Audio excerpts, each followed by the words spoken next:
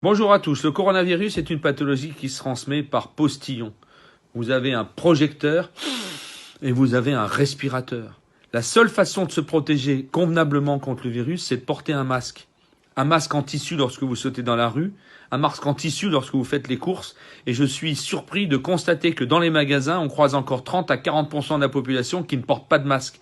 Bien évidemment que l'idéal serait des masques FFP1 ou FFP2, mais surtout des masques en tissu qui sont largement suffisants pour un exercice au quotidien et commun. Ça nous protège contre le postillon, quand on veut protéger ceux qu'on aime, et ça protège ceux qui inspirent contre le postillon projeté par un inconnu ou par quelqu'un de la famille. Vous avez les masques, bien évidemment, chirurgicaux, qui sont un peu mieux adaptés puisqu'ils protègent jusqu'à 95-98% des postillons de l'autre quand on est à 50 cm ou 30 cm. Et c'est pour ça que pour le moment, on réserve ces masques chirurgicaux aux soignants qui sont à distance. Vous avez ensuite des masques dits FFP2, parce qu'ils ont une concentration plus importante, et vous avez les masques FFP2 voire FFP3 qui ont cette formule avec un axe en métal que vous appuyez.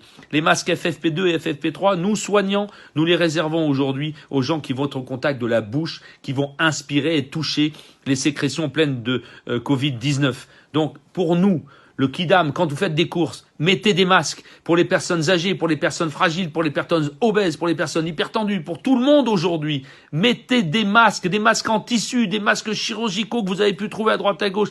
Mettez des masques, protégez-vous, c'est la seule façon de ralentir l'épidémie. Quand je vois dans les magasins les gens qui portent des gants, alors que, en se lavant les mains, simplement, ils détruisent le virus. Ils portent des gants, mais ils ne portent pas de masque. Mettez des masques, faites-les faire par les couturières, mettez une petite pince en métal à l'intérieur pour bloquer la respiration, adaptez-le. Et surtout, retirez les masques par derrière.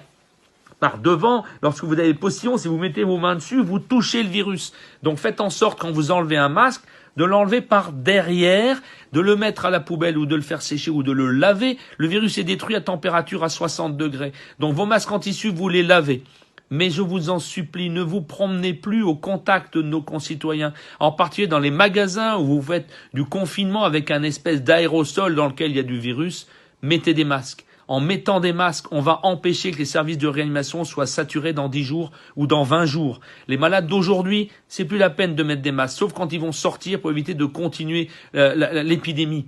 Mais pour les autres, tous ceux qui sont sains aujourd'hui, en particulier nos personnes âgées de plus de 65 ans, c'est pas très vieux, j'approche. Mais en tout cas, pour tout le monde, mettez des masques, y compris en famille, quand vous avez une personne vulnérable, un grand-père, une grand-mère, une grande-tante. Protégez-les, mettez-leur des masques toute la journée dès qu'ils sont au contact d'autrui.